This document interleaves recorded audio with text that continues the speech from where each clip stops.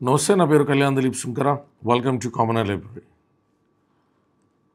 నిన్న ముద్రగడ్డ గారు రాసినటువంటి లేఖ, ఆగలేఖ లేఖ, అలాగే జోగయ్య గారు రాసినటువంటి లేఖ, ఆగలేఖ లేఖ. ఎందుకు ఆగలేఖ లేఖ అనేటువంటిది ప్రస్తావించారంటే, ఇదిగో నాకు పద్మనాభన్ గారు సంబంధించినటువంటి వైఖరి కానీ, లేకపోతే జోగయ్య గారిది కానీ, వీళ్ళందరినీ చూసినప్పుడు ఎంత ఆశ్చర్యంగా ఉంటుంది. పవన్ కళ్యాణ్ అనేటువంటి వ్యక్తి కంటే ముందు ఎమ్మెల్యే అయినటువంటి వ్యక్తి, పవన్ కళ్యాణ్ అనేటువంటి వ్యక్తి కంటే ముందు ఎంపీ అయినటువంటి వ్యక్తి, పవన్ కళ్యాణ్ అనేటువంటి వ్యక్తి కంటే ముందు రాజకీయాల్లో తనదైనటువంటి ముద్ర వేసుకున్నటువంటి వ్యక్తి ముద్రగడ్డ గారి నేపథ్యం. జోగయ్య గారు కూడా తక్కువేం కాదు. ఆయన ఆంధ్రప్రదేశ్ రాష్ట్ర క్యాబినెట్లో మంత్రిగా పనిచేశారు. అలాగే ఆయన సుదీర్ఘకాలం రాజకీయాల్లో, గోదావరి జిల్లాలో ఓ రకంగా రాజకీయాల్లో కాపులకి భీష్మ పితామహుడి కింద వ్యవహరించారు. అయితే మరి ఇట్లా వ్యవహరించినటువంటి వ్యక్తులు కూడా ఈరోజు పవన్ కళ్యాణ్ గారికి ఇది చేస్తే బాగుంటుంది, ఇది చేయకపోతే ఇలా ఉంటుందని చెప్పేటువంటి స్థాయిలో ఎందుకున్నారు అనేటువంటిది నా ఆవేదన. పవన్ కళ్యాణ్ అనేటువంటి వ్యక్తి వైఖరి నచ్చట్లా. Let's make it clear and pin to the point. ఆ వైఖరి నచ్చినప్పుడు అలా నచ్చినటువంటి కాపులకి ప్రత్యామ్నాయంగా ఎదిగేటువంటి ప్రయత్నం ముద్రగడ్డ గారు లేకపోతే జోగయ్య గారు ఎందుకు చేయట్లేదు? జోగయ్య గారు అంటే వయసు రీత్యా మనం అర్థం చేసుకోవచ్చు. వారి అబ్బాయిని ఆయన ఎంపవర్ చేయొచ్చు, వారి అబ్బాయిని ఆయన జనసేనేతర రాజకీయ శక్తిగా తీర్చిదిద్దేటువంటి ప్రయత్నం చేయొచ్చు. ఆయన మంచి వ్యక్తి. జోగయ్య గారు అబ్బాయి నాకు తెలుసు. మరి ఎందుకు చేయట్లేదు? పాసిబిలిటీస్. అలాంటప్పుడు పవన్ కళ్యాణ్ అనే వ్యక్తికి ఇప్పుడు కొంతమంది నాకు ముద్రగడ్డ గారు అనుచరులు పెట్టారు, ఆ అహంకార పూరితమైన మాటలు ఏంటి అని. నిజంగా అహంకారం నాకు అనిపిస్తే అహంకారానికి కారణం ఎక్కడి నుంచి వచ్చిందంటారు? కాపుల్లో మెగా కుటుంబం తప్ప మిగతా ఎవరు కూడా పార్టీలు పెట్టే రిస్క్ తీసుకోవడం, పార్టీలు ఆ మాత్రం సస్టైన్ చేసేటువంటి పరిస్థితులు లేకపోవడం లేనప్పుడు మీరు వాళ్ళ వంకే చూస్తూ ఉండి, వాళ్ళ మీద అలుగుతూ ఉండి, వాళ్ళ నుంచి ఆశిస్తూ ఉంటే ఆబ్వియస్లీ ఎవరైనా కూడా అహంకారంగానే మాట్లాడతారు కదా. సరే అని మాట్లాడారో లేదో అనేటువంటిది వ్యక్తి టు వ్యక్తి మారుతుంది. కాబట్టి మీ పెర్సెప్షన్కి అనుగుణంగా సమాధానం చెప్తా ఉన్నా. ఆయన అన్నారు కొన్ని మాటలు నా దృష్టికి తీసుకొచ్చారు. హైదరాబాద్లో కూర్చుని టీవీలో కూర్చుని మాట్లాడటం కాదన్నప్పుడు పవన్ కళ్యాణ్ గారికి తెలియదు, ఆయనకు తెలుసు కదా. ఆయన అనుకున్న ఆశయమే జనసేన రూపంలో రూపుదిద్దడానికి ముందు ఆయన సినిమాల్లో పాటల రూపంలోనే ఆయన ఆలోచనలు చెప్పేవారు. ఏ దేశ్ హమారా, ఏ భారత్ మాతాకి జయ అనేటువంటి అంశాలని, దేశం పట్ల ఉన్నటువంటి ఆయన ఆలోచనల్ని కూడా అప్పటికి ఆయన కుదిరేటువంటి మాధ్యమాల ద్వారా, సినిమా అనేటువంటి మాధ్యమం ద్వారా చెప్పేవారు. వారు అన్నయ్య గారిని దాటుకుని, అరవింద్ గారిని దాటుకుని ఆయన ఒక పార్టీ, ఒక వేదిక ఇండివిజువల్గా నిర్మించుకోవడానికి పడ్డటువంటి ఆ ట్రాన్సిషన్ పీరియడ్ ఆయనకు తెలియదా? ఆయన అంత గబుక్కుని మాటలు వదిలేసే వ్యక్తి కాదు ఆయన. ఏదో సందర్భోచితంగానే మాట్లాడి ఉంటారు. ఖచ్చితంగా ఏదో ఒక మాధ్యమం ద్వారా మన కన్సిస్టెన్సీను మనం మాట్లాడుతున్నది అందరికీ నిరూపించుకునేది కాదు. And social media is not a small platform. It's a highly influencible platform nowadays. Coming back to the point, Chandrababu Naidu గారికి కమ్మవారు భారమైనట్టు ఎప్పుడు ఆయన చెప్పలా. జగన్మోహన్ రెడ్డి గారికి రెడ్లు భారమైనట్టు ఆయన ఎక్కడా ప్రస్తావించలా. కానీ పదే పదే కాపు మచ్చ పడతాదేమో, కాపు పార్టీ అంటారేమో అనేటువంటి భయాన్ని మెగా కుటుంబాన్ని పెట్టిన పార్టీలకి ఎందుకు కలగజేస్తున్నారు కాపు యూత్ అనేటువంటిది నా ఆవేదన. 2019 సార్వత్రిక ఎన్నికల తర్వాత నాకు నాగబాబు చిన్నపాటి డిస్టెన్స్ వచ్చింది. నేను వాళ్ళు తిట్టలేదు, వాళ్ళు దుర్భాషలాడలేదు, బయటకు వచ్చాం. అయినా వాళ్ళ మీద మనం భారం ఎందుకు అవడం అనేటువంటి విచక్షణ జ్ఞానంతో చదువుకున్న చదువుతో లాయర్ అయ్యాం, ఎస్టాబ్లిష్ అయ్యాం, కేసులు చేసుకుంటే వెళ్ళాం. భగవంతుడి కృప, అందరి సహకారం, లాయర్గా తునోపనో కొద్దిగా గుర్తింపు వచ్చింది. తర్వాత కూడా ఒకటి రెండు సందర్భాల్లో పవన్ కళ్యాణ్ గారిని కలవడం జరిగింది, వారి కుటుంబానికి సంబంధించిన కేసులు చేయడం జరిగింది. కానీ కూడా అడ్వాంటేజ్ తీసుకోవడానికి ప్రయత్నం చేయాలి. డ్యూ అడ్వాంటేజ్ అంటే వాళ్ళ పేరు చెప్పుకుని పలానా తెచ్చుకోవాలని, వాళ్ళ పేరు ఈ సాయం కావాలని ఎప్పుడు అడగల. ఒకే ఒక్కసారి నా అమెరికా వీసా స్లాట్ అనేటువంటిది లాంగ్ పడితే అప్పటికే ఆప్తా వాళ్ళు నాకు ఇన్విటేషన్ ఇస్తే నాగబాబు గారికి నాకు తెలిసి జీవితంలో ఫోన్ చేసి నాకు ఈ సాయం అన్నా అన్న మీకు స్లాట్ విషయంలో మీరు నాకు కొంచెం ఏదన్నా ఎదరికి వెనక్కి ఏమైనా జరిపించే ప్రయత్నం ఉంటుందా సార్ అని చెప్పడం, ఆయన తంగెల్ ఉదయ్ గారిని రెఫర్ చేయడం. సార్ ఆ స్లాట్ విషయంలో కూడా నేను తర్వాత ఫాలోఅప్ చేయడం జరిగిన రోజు జరుగుద్ది అనుకుంటే భగవతేచ్ఛ ఆ స్లాట్ ఈక్వేషన్ వర్కౌట్ అవ్వడం, సుప్రీంకోర్టు నా కార్డు అది సబ్మిట్ చేయడం, నేను వీసా తీసుకుని అమెరికా వెళ్తే అక్కడ పలు దేశాల్లో అక్కడ ఉన్న పలు రాష్ట్రాల్లో నేను మాట్లాడేటువంటి అవకాశం దొరకడం జరిగింది. చాలామంది అక్కడ ఉన్న వాళ్ళ కష్టార్జితంతో నిర్మించిన వేదికల మీద నేను సునాయాసంగా వెళ్ళి మాట్లాడడానికి అవకాశం దొరికింది. తర్వాత ఇప్పుడు అడగలేదు నేను. చిరంజీవి గారితో చాలాసార్లు కలిసే అవకాశం వచ్చింది. నాకు పవన్ కళ్యాణ్ గారికి రికమెండేషన్ చేయండి, సీటు విషయంలో చెప్పండి అని. అది అహంకారం కదా, ఆత్మ పని చేసినాం కదా, పని చేసాం కదా, ఎప్పుడు టీవీలోనే కూర్చోవాలా. అది అధ్యక్షుల వారి దృష్టికి వెళ్ళున్నదో లేదో నాకు తెలియదు. సుమారు 17 నియోజకవర్గాలు 2019 సార్వత్రిక ఎన్నికల్లో నేరుగా ఫుడ్ సోల్జర్లో పనిచేయడంతో పాటు నేను ఎప్పుడు 19 సార్వత్రిక ఎన్నికలకు ముందు తర్వాత కూడా ఎక్కువ శాతం ప్రజల్లో ఉన్నా. కానీ సోషల్ మీడియా అనేటువంటి దాంట్లో కామన్ లైబ్రరీ ఎంచుకున్న తర్వాత కొంచెం ఎక్కువ యూట్యూబ్లో కనబడుతున్నాను. కానీ చిన్నప్పటి నుంచి ప్రజలతో తిరుగుతూనే ఉన్నాను.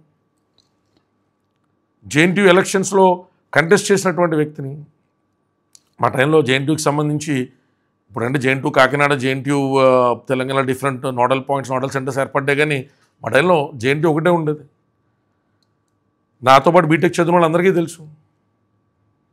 ఇప్పుడు ఆర్ఈసీ వరంగల్ కింద ఉన్నదానితో మేము పోటాపోటీగా క్రికెట్ మ్యాచ్లు ఆడుతూ ఉండేవాళ్ళం.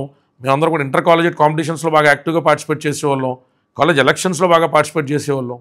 అందరికీ తెలిసిన నేపథ్యం అది. ప్రజలతోనే ఎప్పుడు ఉన్న ప్రయత్నం చేసినాం కాబట్టే ఇవాళ ప్రజలకు అర్థమయ్యేటువంటి భాషలో మాట్లాడుతుంటే ప్రజలు ఆదరిస్తూ ఉన్నారు యూట్యూబ్ వేదికగా. భగవంతుడు చల్లగా చూస్తే ఖచ్చితంగా ప్రజాక్షేత్రంలో ప్రజల ముందుకు వెళ్తాం. అది ఈ సమయమా, వచ్చే సమయమా, ఒంటరిగా ఇంకేదన్నా వ్యక్తిత్వ నిర్మాణంతో పాటు వ్యవస్థీకృతంగా ప్రజలకు దగ్గరయ్యేటువంటి ప్రయత్నమా, కాలాతీతం మన చేతిలో భగవతేచ్ఛ. దయచేసి దేహి అంటే అడగద్దు, ఎవరిని అడగద్దు, కాపుల్ని అడగద్దని అడుగుతాను నేను. పద్మనాభం గారు మీరు ఈ పాటికే మీరు ఏదో ఒక నిర్ణయం తీసుకోవాల్సింది. మేము వస్తా అన్నాం, పవన్ కళ్యాణ్ గారు రాలేదంటే ఇమీడియట్గా వచ్చేటువంటి విమర్శలు ఏమైనా కూడా అడ్వర్సిటీ అనేటువంటి దానికి భయపడి మన మనస్సాక్షికి విరుద్ధంగా పోతే ఎవరేమనుకుంటారు అనుకుంటా ఉంటే ఎక్కడేసిన గొంగలన్నట్టు అక్కడే ఉంటాం. పవన్ కళ్యాణ్ గారు మిమ్మల్ని కలవలేదు అనుకోండి, జాయిన్ అవ్వండి వైసీపీలో, జగన్మోహన్ రెడ్డి గారిని కలవండి. నాకు పిఠాపురం సీట్ కావాలో కాకినాడ సీట్ కావాలో అడగండి. ఆయన అకామిడేట్ చేయగలుగుతాడో లేదో చూడండి. లేదా మీరే కాపు యువతని ఎంపవర్ చేయండి సార్. మీరు ఎమ్మెల్యేలుగా ఉన్నప్పుడు ఎంతమంది కాపు యువకులు మీరు కార్పొరేటర్లుగా పోటీ చేయించారు, ఎంతమంది కాపు యువకులు మీరు రాజకీయంగా తీర్చిదిద్దారు అనేటువంటిది మీ ఆత్మసాక్షి తెలిసి నేను విమర్శించక్కల్లా. అలాగే జోగయ్య గారు కూడా ఇప్పుడు పవన్ కళ్యాణ్ గారిని ఎలా అంటారు, పవన్ కళ్యాణ్ నువ్వు పలానా వాళ్ళు కాపు యువకులను డెవలప్ చేయని. నేను చెయ్యను రా బాబు, నేను కాపుల కోసమే పార్టీ పెట్టలేదు అంత తెగేసి చెప్తున్నప్పుడు కూడా సిగ్గు లేకుండా ఆ మాదిరి ఎవరైనా వెనకమాలు వెళ్ళాలి మళ్ళీ విమర్శిస్తున్నారు అంటే దానికి ఆత్మపరిశీలన చేసుకోవాలంటే మనకు స్వయం ప్రతిపత్తి లేదా, ఇండివిజువల్ కెపాసిటీ లేదా. ఓన్లీ పవన్ కళ్యాణ్ వ్యక్తులు మనవాడు నాకు రాజుల దగ్గర ఫోన్ చేశారు, ఏమంటే నాగబాబు గారిని కలవడానికి వెళ్ళామంటే నాగబాబు గారు ఇలా అన్నారండి అలా అన్నారంటే కలవద్దురా భయ్, మేము ఎవరు కలవమన్నారు, వాళ్ళు రమ్మని చెప్పారు బొట్టు పెట్టి. మేము నియోజకవర్గానికి వస్తున్నాం, పలానా కాపులు రండి అని చెప్పి మేమని చెప్పారా? పలానా సినిమా తెర మీద మేము కాపులు ఆదరించాలని కోరుకుంటామని చెప్పి చిరంజీవి గారు పవన్ కళ్యాణ్ గారు చెప్పారా? నాగబాబు గారు వాళ్ళ అబ్బాయికి చెప్పారా? సినిమా సెలబ్రేషన్ అయిపోయి ప్రతి 3 నెలల కాల కుటుంబంలో ఎవరో హీరో రావడం, సినిమా తాత్కాలికమైన సెలబ్రేషన్ అయిపోవడం, మనం ఒళ్ళొంచి కష్టపడలేని తీరు నుంచి పాపం వాళ్ళ కష్టపడి సినిమాలు చేస్తూ ఉంటే ఆ కష్టాన్ని మన బ్యాంకులో వేసుకుని చూసావా మావాడు చూసావా అని అనడం, తిరిగి మనం ఏదో సినిమాలు వాళ్ళు మనం పెంచినట్టుగా వాళ్ళ దగ్గరికి వెళ్ళి మేము కాపులండి అంటే ఏమి యాడెడ్ అడ్వాంటేజ్ ఉంటుంది? నేను కాపు యువత నన్ను ఫాలో అయి చూస్తున్నటువంటి యువత నేను అభ్యర్థించేదల్లా ఇండివిజువల్గా ఎంపవర్ అవ్వండి. మీరు ఎస్ఐలు అవుతారో, లాయర్లు అవుతారో, డాక్టర్లు అవుతారో, ఏమీ కాకపోతే చిన్న ఇడ్లీ బండి పెట్టుకుని చిన్నపాటి ఎంటర్‌ప్రెన్యూర్ అవుతారో కష్టే ఫలి కష్టపడండి. మీరు సమాజంలో ఆర్థికంగా ఎవరి దగ్గర దేహి అని అడిగేటువంటి పరిస్థితి లేనప్పుడు, ఎవరిని మాకు ఈ పదవులు కావాలని యాచించేటువంటి పరిస్థితి లేనప్పుడు మీరు ఖచ్చితంగా పద్దన్న పాత్ర పోషించేటువంటి అవకాశం ఉంటుంది. కమ్మ రెడ్డియేతర సామాజిక వర్గాల అధికారం చూడడం అనేటువంటిది జరగని పని ఏమీ కాదు. అందరినీ కలుపుకెళ్ళేటువంటి కాంశీరామ్ లాంటి ఒక విధానాన్ని ఆలింగనం చేసుకోవాల్సినటువంటి పరిస్థితి ఉన్నది. విమర్శలు ఉంటాయి, హేళనలు ఉంటాయి, నీ వల్ల అవుద్దు అనేటువంటి మాటలు ఉంటాయి. అన్నామండి మనం ఏంటో మనకి నిత్యం సంఘర్షణలు మనకు తెలిసినప్పుడు ఎవరికైనా నిరూపించుకోవాల్సిన అవసరం ఉంటుంది. కాపులు మెగా కుటుంబానికి భారం దయచేసి కావద్దు. వారి నుంచే సీఎంలు ఆశించి, వారి నుంచే మనం ముఖ్యమంత్రులను ఆశించి, వారి నుంచి ఎమ్మెల్యేలు అవ్వాలని ఆశించి, వారి నుంచే మనం ఎంపీలు అవ్వాలని ఆశించి వాళ్ళకి లేనిపోని భారం పెట్టద్దు. నేనే నోరు తెరిచి అడగల పవన్ కళ్యాణ్ గారిని, సార్ నాకు సీట్ ఎందుకు ఇవ్వలేదు అని. ఆయన పార్టీ, ఆయన ఇష్టం. అది ప్రైవేట్ లిమిటెడ్ కంపెనీ అంటే జగన్మోహన్ రెడ్డి గారి ప్రైవేట్ లిమిటెడ్ కంపెనీ కాదా? చంద్రబాబు నాయుడు గారి ప్రైవేట్ లిమిటెడ్ కంపెనీ కాదా? That's it. అడగద్దు, నోరు తెరిచి మాకు ఇది కావాలని దేహి అని అడగద్దు. టీడీపీ కుర్రలు చూడండి నన్ను ట్రోల్ చేస్తా, వీడు ఉత్తుత్తి జనసేనుడు అసలు జనసేనుడు అంటే నేను చాలా అగ్రెసివ్గా కూడా సమాధానం చెప్పగలుగుతాను. కానీ కులాల మధ్య బీట్లు వారకూడదు. ఎవడ గొంతుకులోనూ గొంతుకు కలపపోతే ఎవడో వచ్చి తీర్మానం చెప్పడో. మీరు కాపులైనత్వం ఇప్పుడు విధేయత్వానికి బానిసత్వానికి మంచి చాలా తేడా ఉంటుంది. నేను చాలా కాలం మెగా కుటుంబానికి, చిరంజీవి గారికి, పవన్ కళ్యాణ్ గారికి విధేయుడిగా ఉన్నా. కానీ ఒక పరిధి దాటిన తర్వాత నేను అర్థం చేసుకున్నా ఎవరికి మన యొక్క ఆలోచనలు ఆశయాలు భారం కాకూడదు అంతే. మనం వ్యక్తులుగా ఎదగాల, వ్యవస్థల్లో అవతలో ఆహ్వానం మేరకు భాగమయ్యేటువంటి పరిస్థితులు ఉంటే అవ్వాలా, లేదు అంటే మౌనంగా మన పని మనం చేసుకుంటూ వెళ్ళిపోవాలి. పరిధి ఎంతైనా కానివ్వండి, మన మ్యాగ్నిట్యూడ్ ఎంత అన్నది కాదు. పవన్ కళ్యాణ్ గారు వేదిక పెడితే ఒక 10,000 మంది వచ్చారనుకోండి, ముద్రగడ గారు వేదిక పెడితే ఒక 5,000 మంది వచ్చారనుకోండి, ఇంకెవరైనా కాపులు ఒక వేదిక పెట్టి నిబద్ధతతో పనిచేసుకుంటా 500 మంది వచ్చినా ఆ మ్యాగ్నిట్యూడ్ నుంచి మీరు ఎదగడానికి ట్రై చేయండి. ఓ 2 సందర్భాల్లో నేను పవన్ కళ్యాణ్ గారు వేదిక ఎక్కించలేదంటే అలిగినప్పుడు మా అమ్మ అన్నది, ఎందుకు అలాగా అలుగుతున్నావు, నువ్వు ఆయన ఇష్టం కదా, ఆయన కష్టం దాన్ని వేసుకున్న వేదిక కదా, దాని మీద ఎవరిని ఎక్కించాలన్న దాని ఇంట్రెస్ట్ కదా, నువ్వు ఎందుకు అలా దీహి అని ప్రాధాయపడుతున్నావు, నీకు అసలు వ్యక్తిత్వం లేదా అంటే నేను ఆలోచనలో పడ్డాను, నిజమే కదా, ఎందుకు అడుగుతున్నావు మనం ఆయన వేదిక ఎక్కాలని. పవన్ కళ్యాణ్ గారు పక్కన కనపడాలి, చిరంజీవి గారు పక్కన కనపడాలని ఆతృత ఎందుకు వస్తుంది? మనకి ఇండివిజువల్గా కనపడితే ప్రజల నుంచి అరే పలానా మంచి చేశారని చెప్పుకునేటువంటి గుర్తింపు లేకనా? మనం ఎందుకు వర్క్ చేయకూడదు ఇండివిజువల్గా కెపాసిటీ మీద? దయచేసి నేను పద్మనాభం గారికి చెప్పేదన్నా, కాపు యువతకి చెప్పేదన్నా కూడా ఇదే. మీరు వాళ్ళ సినిమాలు చూడపడం వల్ల వాళ్ళకి వచ్చే భారం ఏమీ లేదు. సినిమాలు ఆట విడుపు కోసం చూసామా, ఆహ్లాదభరితంగా మంచిగా నటిస్తే బాగుందండి, బాగా చేశారు, చాలా సంతోషంగా ఉందండి, అంతే. మనం వాళ్ళ ఇళ్ళ ముందుకెళ్ళి బారులు తిరగడం ఎందుకు, తిరిగి వాళ్ళని తిట్టడం ఎందుకు? మనం ఎమ్మెల్యేలు ఎంపీలు అవ్వాలనేటువంటి కోరికలతో వాళ్ళకి దరిచేరడం ఎందుకు? వాళ్ళు నెరవేర్చడం, వాళ్ళ మీద అలగడాలు ఎందుకు, వాళ్ళని తిట్టడాలు ఎందుకు? అరే వాళ్ళు మనలాంటి మనుషులు, సామాన్య దిగువ మధ్యతరగతి కాపుల కుటుంబాల నుంచి ఆ రకమైన కోట్ల సంపాదనకి ఎదిగినటువంటి వ్యక్తులు. వారి కష్టంతో వారు ఎదిగినప్పుడు వారికి మనం నిజంగానే భారంగా కనబడతాం కదా. పద్మనాభం గారు ఇంటికి వెళ్తే 50 మందికి భోజనం పెడతారు, భోజనం పెట్టి అలవాటు ఉంది కాబట్టి 100 మందికి పెడతారు, 150 మందికి పెడతారు. రోజు 10,000 మంది కాపులు వెళ్తే ఆయన శక్తిని ఎంత గింజుకున్నా 10,000 మందికి అన్నం పెట్టలేరు కదా రోజు. చిరంజీవి గారు అంత, పవన్ కళ్యాణ్ గారు అంత వాళ్ళంతా ఎక్స్టెండ్ చేసుకున్న వాళ్ళకి కొన్ని అహాలు ఉంటాయి. వాళ్ళ అహం దెబ్బతిన్నప్పుడు వాళ్ళు చేసిన సేవ అవన్నీ కూడా పక్కన పెట్టి అలా ఇది మనం ఎందుకు చేయాలని అనుకోవచ్చుగా కాదు. వాళ్ళ వ్యక్తిగతంగా తీసుకున్న ఆలోచన, దాన్ని ఎలా అంటాం మనం, ఎలా విమర్శిస్తాం? జనసేనకి పని చేద్దాం అనుకున్న పని చేసాం, అయిపోయింది. ఇప్పుడు నా వంతు నేను మార్చి 14, 2024 10 ఏళ్ళు పూర్తి అవుతుంది. మమ కార్యక్రమం పూర్తి చేసి అయింది. ఈరోజు పవన్ కళ్యాణ్ గారు నన్ను పిలవలేదు ఏంటని కానీ బాధ్యతలు అప్పగించాను. ఆయన నిర్ణయాన్ని నేను శిరసా వహించాను. మళ్ళీ ఎప్పుడు ఆయన నేను ఇబ్బంది పెట్టను. నేను అసలు ఎప్పుడు అడిగింది లేదు, పెట్టింది లేదా, మళ్ళీ ఎప్పుడు పెట్టను. వెళ్తున్నాడు వాళ్ళకి మంచిది కాదు, మనకి మంచిది కాదు. మన నిర్ణయాలు మనం కఠినంగా తీసుకుని కట్టుబడి ఉండాలా. ఇండివిజువల్గా కేసులు పడ్డా, మనం చచ్చిపోయినా, మనం ఏదైనా హత్యారాజ్యాలు ఇరుక్కున్నా ఇకపై ఒంటరిగా ఎదగాలనుకునే తీర్మానం తీసుకోవాలి తప్ప మనం అలగడం, వాళ్ళ మీద వాళ్ళ పిలవగానే మళ్ళీ మామూలు అవ్వడం, మళ్ళీ అలగడం, మళ్ళీ పిలవడం, ఈ చరణ్యం కింద ఉండకూడదు. నేను అందరినీ అభ్యర్థిస్తున్నా. ఆయన స్పీచ్ మీద విశ్లేషణ నేను చెప్పాలంటే నాకు అనవసరమైన స్పీచ్ మీద విశ్లేషణ చెప్పడం అది సమంజసం కూడా కాదని నేను చెప్పాను. ఆయన చంద్రబాబు నాయుడు గారిని పొగుడుతాం, లేకపోతే చంద్రబాబు నాయుడు గారితో కలిసి ప్రయాణం చేయడం ఆయన వ్యూహంలో బాగా, అది నచ్చితే ఆయనతో ప్రయాణం చేయడం. ఉంటే అటు ఉండాలి, లేకపోతే ఇటు ఉండాలి. మనకు నచ్చలేదు, మనకు ఆయన వైఖరి నచ్చట్లేదు అనుకోండి, మన బతుకు మనం బతకాలా అంటున్నాను నేను. మనం కూడా చెక్ చేసుకోవాల్సిన టైం వస్తుంది. ఒక్కోసారి తెగిన తర్వాత గమ్యం ఏంటో తెలియకుండా గాలిపటం ఎగురుతుంది అనుకోండి, ఏ చెట్టుకో ఏ పట్టుకో తగులుతుందా, లేదంటే భగవంతుడు తీసుకొచ్చి సేఫ్ ల్యాండింగ్ చెప్తే దారానికి మూడేసుకొని ఎగురుతుందా అనేటువంటిది కాలం నిర్ణయించాలి. ఎవరిని తోలనాడు మాట్లాడద్దు. నేను జనసేనలో కొంతమందికి ఫోన్ చేసి అన్న మాకు అవకాశం మాకు ఎలా రాలేదంటే వద్దు, అసలేం మాట్లాడద్దు అని చెప్పి. మౌనానికి మించినటువంటి అహానికి సూత్రం ఉండదు. మనం నిజంగా అహంకారంలో అనుకో మాటల రూపంలో దాన్ని ఎక్స్ప్రెస్ చేయక్కల్లా. If you are that prideful, మనం సైలెంట్గా ఉండడం. ఎక్కడ తప్పు జరిగింది మళ్ళీ స్క్రాచ్ నుంచి మొదలవ్వాల్సిందే, ప్రయాణం జరగాల్సిందే. మొదలరెడ్డి గారిని కానీ నేను ఇతర కాపు పెద్దలుగా అడుగుతున్నా, పవన్ కళ్యాణ్ గారు వైఖరి నచ్చకపోతే మౌనంగా ఉన్నాం అంతే. ఆయన్ని విమర్శించొద్దు, ఆయన్ని మనం కిండల్ చేయొద్దు, ఆయన్ని ప్రెషర్ చేయొద్దు, ఆయన సలహాలు అసలు ఇవ్వద్దు. It's my humble request. నేనైతే ఎలక్షన్ అయిన తర్వాత కామన్ లైబ్రరీ కౌన్సిల్స్ రూపంలో ప్రభుత్వం ఏదైనా రానివ్వండి, టీడీపీ జనసేన రానివ్వండి, వైఎస్ఆర్సీపీ రానివ్వండి, ఎలక్షన్ అయిన తర్వాత ఎక్కువ శాతం ప్రజల్లో నాదైనటువంటి సరళిలో వ్యక్తిగతంగా నేను చిన్న మీటింగ్లు పెట్టుకుంటా జనాల్లో ఉండే ప్రయత్నం చేస్తాను. రాజకీయాలకు సంబంధించి నేను ఏదైనా పెద్ద పార్టీనో లేకపోతే నేను ఎవరైనా కలిసే ప్రయత్నం చేస్తే ప్రజలకు చెప్పే చేస్తాను. కానీ అదేమి ఎర్లియర్ డెసిషన్స్ ఏమి తీసేసుకోను.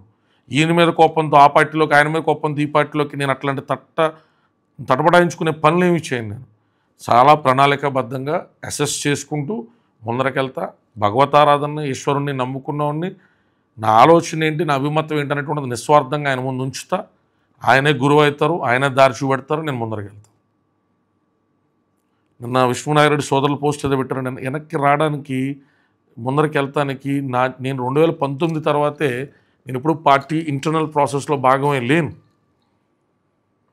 ఒకసారి పిలిచారు నన్ను, తంగెళ్ళ ఉదయ్ గారితో పాటు నన్ను విజయవాడ పిలిచారు. ఆయన ఉద్దేశం ఆయన చెప్పారు, సీట్ అవకాశం ఉంటే చూస్తాన్నారు. అవకాశం ఉంటే అని చెప్పారు. ఖచ్చితంగా అని చెప్పలా, నీకు ఖచ్చితంగా ఇచ్చేస్తా, నువ్వు పలానా నియోజకవర్గాలు పనిచేసేసుకో అని చెప్పలా. అందుకని నాకు అనడానికి అర్హత లేదు, నేను అనకూడదు. పనిచేసాం చాలా, అసలు ఆ మాట వరకు ఆయన పిలిచారని సంతోషపడ్డాం, అయిపోయింది. అలకలో కోపాలు ఏమో 24 సీట్లు గురించి నన్ను చాలామంది మాట్లాడమంటున్నారు. కాపులకి ఇన్ని సీట్లు వచ్చినాయి ఏంటని చెప్పి. నేను ఎవరిని అడగడానికి? జగన్మోహన్ రెడ్డి గారిని ప్రశ్నించడానికి ఆయన ప్రజలచే ఎన్నుకోబడ్డటువంటి ప్రజాప్రతినిధిగా ఉన్నాడు. ఖచ్చితంగా ఎందుకు చేయలేదని ఆంధ్ర రాష్ట్ర పౌరుడికి అడగడానికి హక్కు ఉంటుంది. అధికారంలో చంద్రబాబు నాయుడు గారు వస్తే హక్కు ఉంటుంది, రేపు పవన్ కళ్యాణ్ గారు వచ్చే హక్కు ఉంటుంది. ఒక పార్టీలో పనిచేస్తా, పార్టీ అధ్యక్షుని అడగడానికి నాకు హక్కే ఉంటుంది. కమ్మవారికి ఇన్ని సీట్లు ఎందుకు వచ్చిందంటే అది పవన్ కళ్యాణ్ గారు తీసుకున్న నిర్ణయంలో భాగంగా. ఇక్కడ కాపులు కమ్మవారు అని కాకుండా చంద్రబాబు నాయుడు గారు ఆయన ఇష్టం. జగన్మోహన్ రెడ్డి గారు 900 మంది రెడ్లకి ఎందుకు పదవులు ఇచ్చారంటే ఎవరైనా సమాధానం చెప్తాం. వారి ఇష్టాలు బట్టి ఉంటుంది, వారి సాహసాలు బట్టి ఉంటుంది, ఎవరేమనుకున్నా చేయాలనుకున్న ఆలోచన బట్టి ఉంటుంది.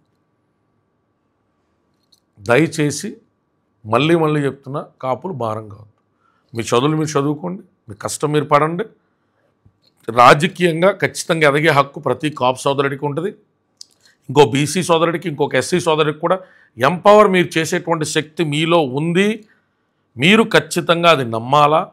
అది నమ్మి వ్యక్తిగతంగా నడవడానికి కావాల్సినటువంటి ప్రణాళిక ఏంటనేటువంటిది అందరి సలహాలు సూచనలు తీసుకుని సమయానుకూలంగా మంచి పద్ధతుల్లో ఎంపవర్ అయ్యేటువంటి దిశగా ప్రయాణం చేద్దాం. పద్మనాభం గారు, మీకు ఏదైనా అవకాశం ఉంటే వేరే పార్టీలో జాయిన్ అవ్వండి. మీరు ఖచ్చితంగా ఈసారి జాయిన్ అయ్యి పొలిటికల్ ఆపర్చునిటీ పొందితే మీ పక్కన ఉన్నటువంటి ఒక 10 మంది కాపీ యువతకి మీరు ఎంపవర్ చేస్తారని మాట ఇవ్వండి. మీరు పిలిచినా పిలవపోయినా, మీరు ఏ పార్టీలో ఉన్నా, ఒక్కరోజు మీరు పోటీ చేసినా, మీ అబ్బాయి పోటీ చేసినా కూడా ఖచ్చితంగా ప్రచారం నా బోటు వాళ్ళం వస్తాం.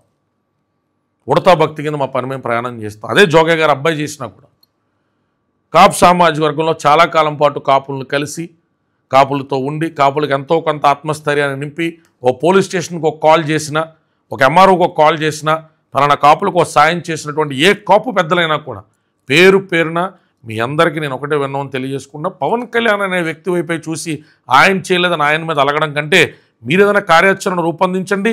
మీకు సాధ్యమైనంత మంది కాపు యువకుల్ని మీరు ఎంపవర్ చేయండి. మీ వంతు కాంట్రిబ్యూషన్ చేసి ఇతర వర్గాలకు ఆదర్శంగా ఈ కాపు యువతని నిలబెట్టేటువంటి ప్రయత్నం చేయండి. ఇదే నా అభ్యర్థన. మరింత వివరంగా కాపు యువత కోసం నేను ఖచ్చితంగా మరింత వివరంగా, నాకు మీద నింద నిరూపణ నాకంత భయాలు ఏమీ లేవు. నా పేరు కళ్యాణ్ దిలీప్ సుంకర. మా అమ్మగారు తోటూరు ఆడబడుసు, మా నాన్నగారు సుంకర. నేను కాపు కులంలో పుట్టాను. నేను వేరే సామాజిక వర్గ అమ్మాయిని వివాహం చేసుకున్నాను. నాకు చాలామంది వేరే సామాజిక వర్గంలో మిత్రుల్లో ఆప్తులు ఉన్నారు. నాకు కాపుల్లో విమర్శించేటువంటి వ్యక్తులు ఉన్నారు. బట్ స్టిల్ కాపు సామాజిక వర్గం ఎంపవర్ అవ్వడం ద్వారా the transition of getting power from 2 major communities to other కమ్యూనిటీస్కి మధ్య వీరు బ్రిడ్జ్గా వ్యవహరిస్తారని నేను నమ్మాను, నమ్ముతున్నాను, నమ్ముతూ ఉంటాను. అర్థం కాని వారికి మరింత విపులంగా చెప్తూనే ఉంటాను. ఖచ్చితంగా నా ఆత్మాభిమానాన్ని నేను బానిసత్వంగా ఎప్పుడూ ఎవరి ముందు మార్చను. నా తల్లిదండ్రుల ముందో పరిదాడిందో వాళ్ళు చెప్పింది నేను వినలేదు. అలా నా జీవితంలో నేను పడిపోలేదు. తల్లిదండ్రులు నా మంచిగా కోరుకుని అన్ని విషయాలకు అర్థమే చెప్పాలని ఉండదు. అలాగే నా గురువులు చెప్పినవి కూడా నేను ఫాలో అవ్వాలి. పలానా గురువు నన్ను సివిల్ ఇంజనీరింగ్ చేయమన్నా, లేదని మెకానికలే చేస్తానన్న. నా నిర్ణయాల నుంచి వచ్చిన కాన్సిక్వెన్సెస్ నేనే నేర్చుకున్నాను, నేనే నిలబడతా వచ్చిన. పెద్దలు చెప్పిన మంచి ఆలకించాలి, మన ఆలోచనలు కూడా వాళ్ళు పరిశీలించాలి. అవి రెండూ కలిసినప్పుడే ఆ కాంబినేషన్ బాగుంటుంది తప్ప ఒకరు చెప్పడం ఒకరు వినడంతో ఏదీ సాధ్యపడదు. జై భీమ్, జై భారత్.